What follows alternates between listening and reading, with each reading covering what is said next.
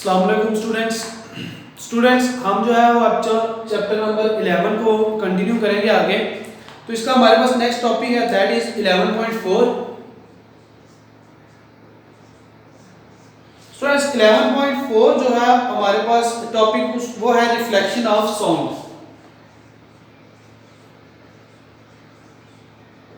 Reflection of sound और basically students इसको जो है वो इको भी कहा जाता है। रिफ्लेक्शन ऑफ साउंड या इको बेसिकली जो है वो स्टूडेंट्स एक ग्रीक वर्ड है और इसका मतलब साउंड होता है। ग्रीक लेटर है इको, ग्रीक वर्ड है और इसका मतलब होता है साउंड। तो रिफ्लेक्शन ऑफ साउंड स्टूडेंट्स हमें पता है लाइट को तो हमने स्टडी किया है, पीछे हमने वेव को भी देखा था कि वेव जो है वो जब एक मीडियम से दूसरे मीडियम में जाने लगे तो अगर दूसरे मीडियम के एंड पे टकराती है और वापस फर्स्ट मीडियम में बाउंस बैक करती है तो उस तरह की जो वेव होती है उसको या उसकी जो मेथड ये प्रोसेस होता है इसको रिफ्लेक्शन कहते हैं। सेम वही चीज जो है वो सर स्टूडेंट साउंड के लिए कई दफा जब साउंड किसी एक मीडियम में जा रहा हो कि जब किसी सॉलिड के साथ टकराता है तो सॉलिड के साथ टकराने की वजह से साउंड क्या होता है फैल जाता है, एक आपको गूंज सुनाई देती है। वो गूंज बेसिकली जो होती है वो इको है। स्टूडेंट्स ये जो रिफ्लेक्शन है ना ये बेसिकली वो गूंज है जो आपको साउंड की सुनाई देती है। कई दफा आप देखें कहीं आप ऊंची जगह पे पहाड़ वगैरह के आसपास जब जाते हैं हिली एरियाज में जब आप बोलते हैं वहां पे तो आपकी आवाज गूंजती है, वो जो गूंज होती है that is basically reflection of sound और उसको जो है वो हम इको कहते हैं। तो स्टूडेंट्स इको जो है वो just like light sound can also change its direction and bounce back कि जैसे ही आप लाइट को देखते हैं लाइट किसी एक मीडियम में पड़ती है तो वापस आ जाती है, उसी तरह से अगर आपके पास ये साउंड वेव्स इस तरह से ट्रैवल कर रही है और इनके रास्ते में कोई एक हार्ड मटेरियल आता है तो यहाँ पे टकराने के बाद जो है वो इसी मीडियम में वापस या यहीं पे इसी मीडियम में वापस बाउंस बैक करती हैं। तो ये जो बाउंस बैक करती हैं this is called the reflection of sound और इको। तो the bouncing back of sound when it is strike a hard surface like walls metal sheets plywood etc is called the reflection of sound or echo. Echo is a Greek letter और उसका मतलब होता है sound। तो ये students जो है basically reflection of light है।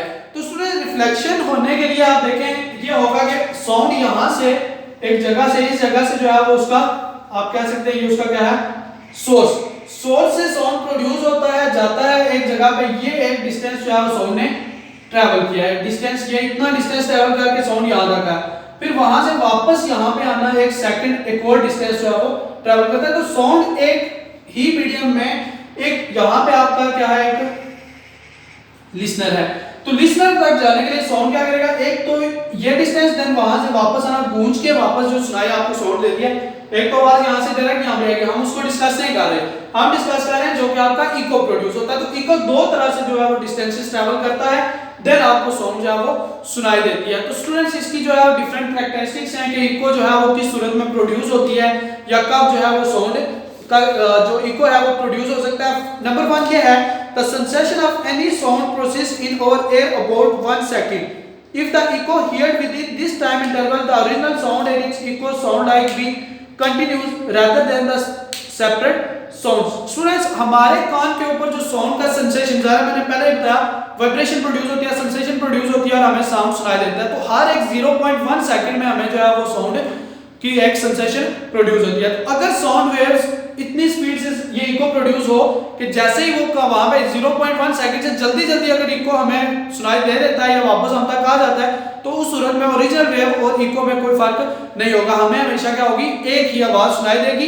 कंडीशन ये है कि आपके पास यहां से यहां तक का जो टाइम होगा इको का टाइम जो है अगर लेस देन 0.1 सेकंड होता है तो उस सूरत में इको और जो ओरिजिनल साउंड है हमें सिर्फ एक ही सुनाई देगी, इको प्रोड्यूस नहीं होगा। इसका मतलब है इको का जो टाइम है वो 0.1 सेकंड से ज्यादा होना चाहिए तभी हमें जो है वो आवाज गूंज जो है वो हमें सुनाई देगी। नंबर 2 ये है कि the distance covered by the sound having speed of 340 meter पर second from the source to reflecting surface and back should be. तो जो आपका डिस्टेंस है अगर आपके पास हवा की बात करें, हवा में जो साउंड है ये ट्रैवल करता है 340 मीटर पर सेकंड के आसपास इतनी स्पीड के साथ। तो अगर ये जो डिस्टेंस है वो अबाउट 34 मीटर होगा तब हमें जो है वो सेंसेशन जो है वो साउंड जो है वो अच्छे से सुनाई देगा। तो thus the hearing echo, the distance between the source of sound and the reflecting surface should be half of its distance. अब ये टोटल डिस्टेंस है 34 ये, और यहाँ से यहाँ तक और यहाँ से यहाँ, तो 17 ये है और 17 ये है, तो टोटल ये जो डिस्टेंस है ये 17 सेंटीमीटर या मीटर जो भी है, ये भी क्या है आपका 17 metre.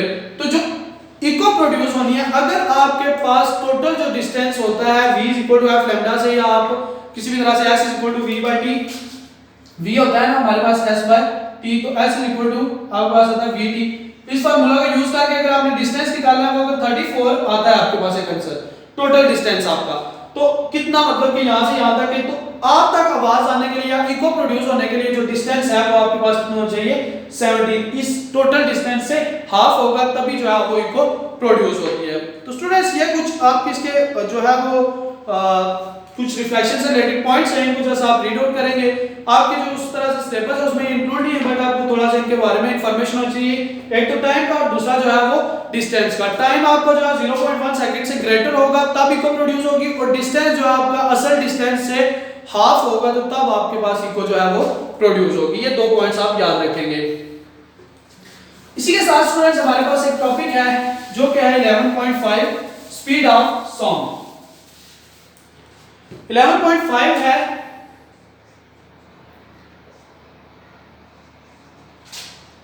Speed of sound. Student speed of sound जो है वो basically different material speed of sound in sound are the mechanical waves and thus require a material medium for transmit their energy from one particle to another। ये तो noun बात है, sound जो है वो लॉन्गिट्यूडनल वेव्स है, longitudinal basically हमारे पास जो है वो मैकेनिकल वेव्स होती है, तो मैकेनिकल वेव्स को गुजरने के लिए एक मीडियम चाहिए, तो उस मीडियम के अंदर से साउंड कितनी तेजी के साथ मूव करता है वो बेसिकली साउंड की स्पीड होती है। तो डिफरेंट मीडियम हमने स्टूडेंट्स अभी तक डिस्कस किए हैं, जिनमें एक है आपके पास सॉलिड है, दूसरा आपका लिक्विड है, थर्ड वन जो है हमारे पास गैस है। तो स्टूडेंट्स याद रखेंगे स्पीड ऑफ साउंड जो होती है, speed of sound in solid is greater than speed of sound in liquid and is greater than speed of sound in gas. इसका मतलब है स्पीड ऑफ साउंड जो होती है वो सॉलिड के अंदर सबसे ज्यादा होती है, साउंड सॉलिड के अंदर बहुत तेजी से साउंड जो है वो ट्रैवल करता है, उससे कम इसकी स्पीड लिक्विड में होती है और सबसे कम इसकी स्पीड जो है वो गैसेस के अंदर होती है। हमारी जो एयर होती है, speed of sound in air, standard temperature pressure STP जिसको हम बोलते हैं, उसके ऊपर जो स्पीड ऑफ साउंड होती है एयर के अंदर वो 340 मीटर पर सेकंड, अभी मैंने बताया था 340 मीटर पर सेकंड होती है। ये फॉर एमसीक्यूज आप याद रखेंगे ये चीजें कि सॉलिड के अंदर सबसे तेजी से साउंड ट्रैवल करता है, लिक्विड में उससे कम और सबसे आस्ता किसमें ट्रैवल करता है, गैस के अंदर, और हवा के अंदर स्पीड ऑफ साउंड 340 मीटर पर सेकंड होती है। तो स्टूडेंट्स स्पीड ऑफ साउंड जो है अगर आपने फाइंड आउट करनी हो तो स्पीड ऑफ साउंड फाइंड करने के लिए v is equal to f lambda, f frequency और लैम्डा जो है उसकी वेवलेंथ, क्योंकि साउंड जो है वो in the form of waves travel करता है, तो वेव्स का आपको फ्रीक्वेंसी और वेवलेंथ पता होगी तो तब आप वहां से जो है वो स्पीड को फाइंड आउट कर सकते हैं। तो ये है कि आप स्पीड ऑफ साउंड कैसे, how to find the speed of या how to calculate the speed of sound. Students यही जो स्पीड ऑफ साउंड है इको के केस में हम देखते हैं, तो वहां पे ये हम जो है वो किस तरह से डिस्कस करेंगे। तो इन केस ऑफ इको जो है students, how to calculate sound in case of echo. Students case of echo means जब आपके पास रिफ्लेक्शन ऑफ साउंड प्रोड्यूस होती है तो उसमें आप साउंड जो है वो किस तरह से स्पीड जो है इसकी फाइंड करते हैं। Students speed of sound v is equal to होता है, या कोई भी आपके पास स्पीड जो है उसका फार्मूला होता है डिस्टेंस डिवाइडेड बाय टाइम। अब यहां पे अगर आपके पास एक जो है वो सोर्स है और यहां पे आपका जो है वो लिसनर है, स्टूडेंट्स यहां से यहां तक अगर साउंड आती है तो डिस्टेंस इसने ट्रैवल किया है d, यहां से यहां तक आने के लिए टाइम इसने लिया है t, तो आप स्पीड लिख सकते हैं v is equal to d by t। But अगर स्टूडेंट्स अब इको है तो यहां से स्टूडेंट्स आपके पास कोई एक मेटल सरफेस है या कुछ, साउंड यहां से जाएगी यहां पर, यहां से टकराएगी आगे, एक d ये और एक डिस्टेंस क्या है इसका ये, मींस जो टोटल डिस्टेंस बनेगा वो आपके पास क्या बनेगा d plus d is equal to d। ये है in case of echo. In case of echo जब आप करेंगे तो डिस्टेंस आपके पास क्या होगा इक्वल टू 2d, यानी कि दो डिस्टेंस, एक ये डिस्टेंस और एक ये, तो इस सूरत में v जो है इक्वल होगा 2d/t। तो स्टूडेंट्स ये फार्मूला आप याद रखेंगे इन केस ऑफ इको जो है वो आपके पास साउंड, वो फार्मूला क्या बनता है v इक्वल टू 2d/t। और इन केस अगर रिफ्लेक्शन ना हो तो स्पीड आप आराम से फाइंड कर सकते हैं v equal to f lambda wave equation की मदद से। तो जस्ट इतना सा आपने इस टॉपिक के रिलेटेड जो है वो चीजें याद रखनी है कि स्पीड ऑफ साउंड जो है वो उसको फाइंड आउट करने के लिए आपके पास डिफरेंट मेथड्स हैं।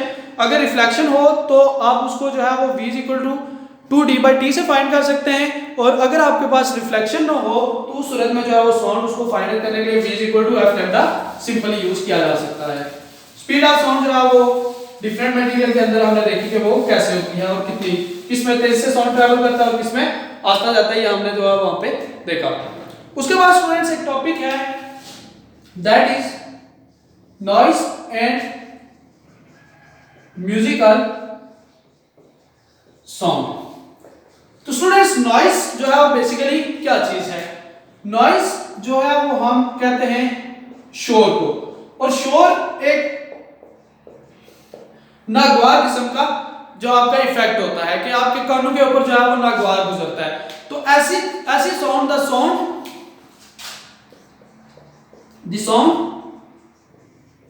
which has unpleasant effect on ear is called noise। ऐसा साउंड जिसका इंसानी कान के ऊपर जो है वो एक अनप्लेजेंट नागवार सा इफेक्ट हो, उसको हम जो है वो नॉइस कहते हैं। The sound which has pleasant effect on ear is called music। ऐसा साउंड जिसका इंसानी कान के ऊपर जो है प्लेजेंट इफेक्ट होता है, एक अच्छा खुशगवार इफेक्ट होता है, उसको जो है वो हम म्यूजिक कहते हैं। स्टूडेंट्स याद रखेंगे जो म्यूजिकल साउंड होती है ये बेसिकली रेगुलर पैटर्न होता है इसमें कि आवाज जो है वो एक मीडियम से गुजर रही है, एक वेव जाती है, देन पीछे से दूसरी वेव, देन उसके पीछे तीसरी वेव, चौथी वेव। तो साउंड जो होता है वो क्या करता है, एक रेगुलर पैटर्न के साथ उसमें वेव्स ट्रैवल करती है। तो इस तरह का जो साउंड होता है वो हमारे पास म्यूजिकल साउंड होता है। ऐसा साउंड जिसमें आपके पास इररेगुलर पैटर्न होता है उसको हम जो है वो, जो कि हम उसे क्या कहते हैं, हमारे पास नॉइस होती है। मींस आपके पास डिफरेंटली इस तरह से वेव्स आ रही हैं, कुछ इस तरह से मिक्स अप हो रहा है, तो डिफरेंट किस्म की वेव्स डिफरेंट पार्ट से गुजरती है। तो इररेगुलर पैटर्न हो तो वो आपका क्या होता है, नॉइस होती है। नॉइस जो है वो इसमें आपके पास साउंड ऑफ मशीन जो होता है वो आपका अनप्लेजेंट होता है। इस तरह से साउंड ऑफ कार्स व्हीकल्स जो होती हैं वो आपकी क्या होती हैं, अनप्लेजेंट साउंड होता है। और साउंड ऑफ म्यूजिक सॉन्ग्स वगैरह आप लोग सुनते हैं वो आपका क्या होता है, थोड़ा सा प्लेजेंट सेंसेशन होती है। और इसी तरह से जो आपके पास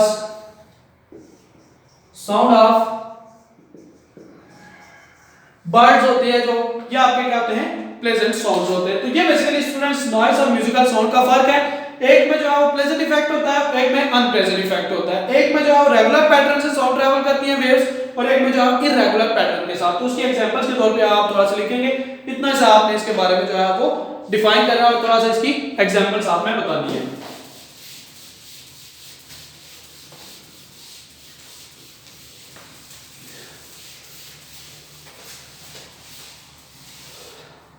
इसके बाद स्टूडेंट्स हमारे पास 11.6 टॉपिक है हमारा। 11.6 है नॉइज इज अ नॉइसेंस।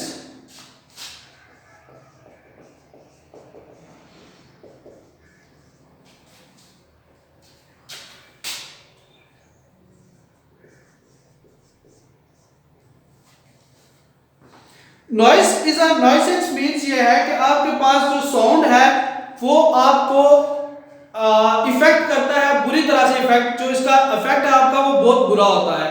यानी शोर जो है ऑफ कोर्स स्टूडेंट्स उसका एक इफेक्ट जो होता है इंसानी कान के ऊपर या कहीं पे भी, तो इसका बेसिकली इफेक्ट क्या है और इसकी वजह से कितना जो है वो नुकसान होता है किस चीज का, इस चीज को हम इस टॉपिक में देखेंगे। फर्स्टली सर स्टूडेंट्स ये है कि नॉइस पोल्यूशन एक आपको पता है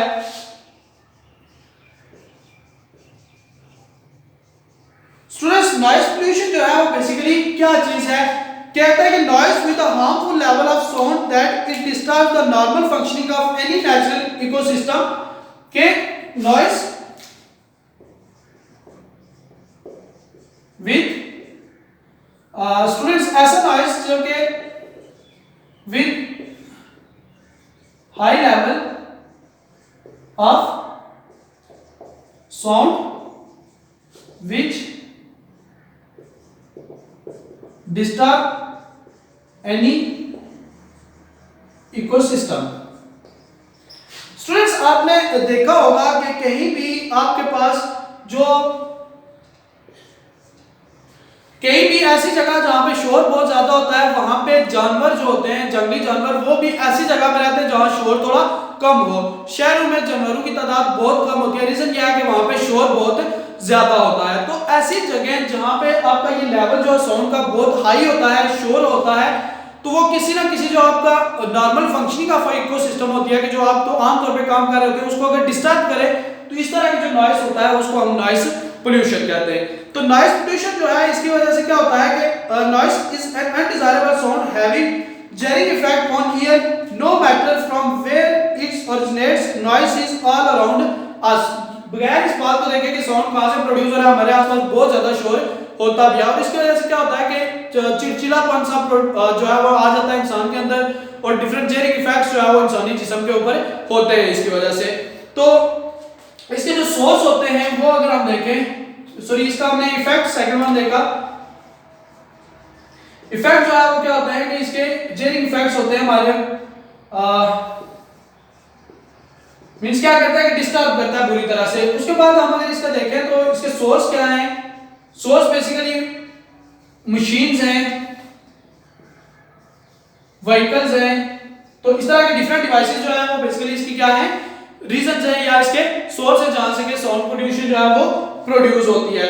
तो साउंड पोल्यूशन जो है स्टूडेंट्स दुनिया के अंदर एक बहुत बड़ा इस वक्त मेजर इशू है साउंड के। Noise pollution has become a major issue of modern world और professional as well as the private life are affected by the noise. तो स्टूडेंट्स हमारी जो बेसिकली प्रोफेशनल लाइफ है या हमारी जो पर्सनल लाइफ है वो सारी किसकी वजह से इफेक्ट होती है, इससे नॉइस की वजह से।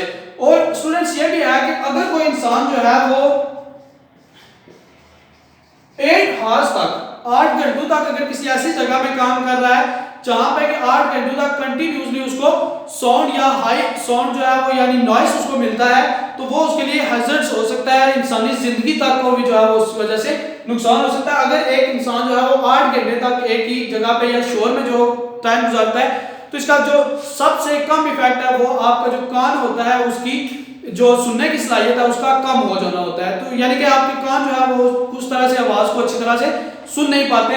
तो ये इसका जो है वो सबसे लेस इफेक्ट है और इसकी मदद वजह से जो है वो इंसानी जान तक भी ज़ाया हो सकती है। तो नॉइस पोल्यूशन जो है वो उसकी है क्या चीज़ है, उसके इफेक्ट क्या है, सोर्स क्या है और इसकी वजह से जो है वो इंसानी जान तक को क्या खतरा हो सकता है, ये बेसिकली जो हमारे पास साउंड नॉइस से रिलेटेड चीजें हैं। ठीक है, तो स्टूडेंट्स आज के इस लेक्चर में हमने जो है वो देखा कि इको क्या है या रिफ्लेक्शन ऑफ साउंड क्या चीज है, कैसे ये प्रोड्यूस होती है और इसके लिए कौन सी थोड़ी सी जो हमने जरूरी चीजें देखी कि जिनकी वजह से इको जो है वो प्रोड्यूस हो सकती है, वो हमें नेसेसरी चाहिए होती हैं। प्लस हमने देखा स्टूडेंट्स के जो साउंड है उसकी स्पीड जो है डिफरेंट मटेरियल के अंदर कैसी है, हवा के अंदर कैसी है, सॉलिड लिक्विड गैसेस के अंदर उसकी स्पीड कैसे डिफरेंट होती है, स्पीड कैलकुलेट कैसे की जा सकती है, अगर इको हो तो तब कैसे की जा सकती है, अगर इको ना हो तब साउंड जो है वो उसकी स्पीड कैसे मेजर कर सकते हैं हम या कैलकुलेट कर सकते हैं। देन स्टूडेंट्स हमने देखा कि हमारे पास जो है वो साउंड की अगर कोई वैल्यू बहुत ज्यादा साउंड की हाई फ्रीक्वेंसी हो तो वो एज अ नॉइस हमारे पास आती है और नॉइस के नुकसान क्या है, नॉइस और प्लेजेंट यानी कि म्यूजिकल साउंड में फर्क क्या है और उनकी कुछ एग्जांपल्स भी हमने देखी। होप्स हो कि ये लेक्चर स्टूडेंट्स आपको क्लियर होगा। अगर इससे रिलेटेड आपके पास कोई क्वेश्चन हो तो आप जो है कमेंट सेक्शन में पूछ सकते हैं। इंशाल्लाह I will answer your questions. Thank you so much.